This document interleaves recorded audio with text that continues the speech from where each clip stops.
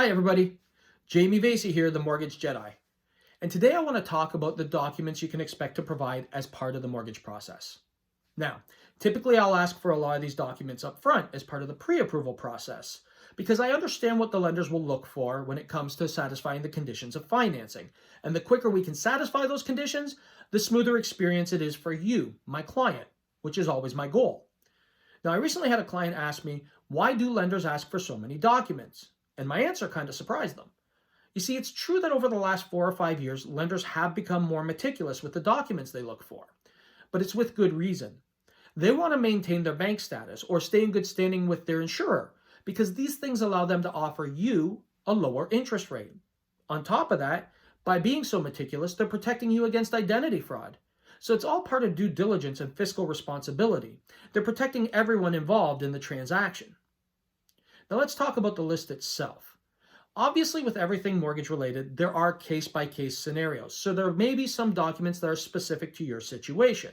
However, there tends to be a list of documents that all lenders ask for in all situations. And if you want a printable copy of that list, go over to my resource library. There's a good one there. Let's talk about that list though. Obviously, the first thing we want to do is show that you are you. So we'll need 2 pieces of ID and a social insurance number. The social insurance number is used to actually pull your latest credit bureau so they can verify your debt ratio.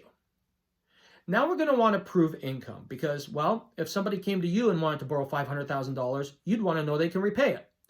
Proof of income is typically a job letter dated within 30 days of the application and 2 recent pay stubs. However, more and more we are seeing lenders ask for your past 2 years' notice of assessments.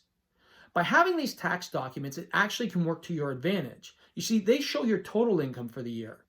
Your job letters might only show your base pay, so if you get bonuses or overtime, those tax documents can really help you get approved for a bit more money. Let's talk about proof of down payment. Now, in order to prove down payment, typically they're going to want to see a 90 days worth of statements from any account being used for the down payment, whether it's your RRSPs, your savings, what have you. Usually it's 3 months worth of statements. If you're getting a gifted down payment, we're going to need a letter to accompany it, and we're also going to need bank statements showing who it's coming from and where it's going to. On top of that, we're going to want contact information for the lawyer you're using, because the lender's going to want to know who to send the funds to. Obviously, otherwise it's not going to close.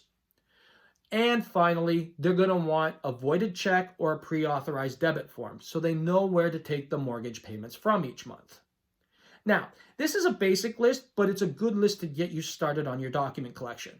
If you have any questions about any of them or your specific situation and what might be needed for you, feel free to reach out to me at the contact information below. Thanks. I look forward to hearing from you.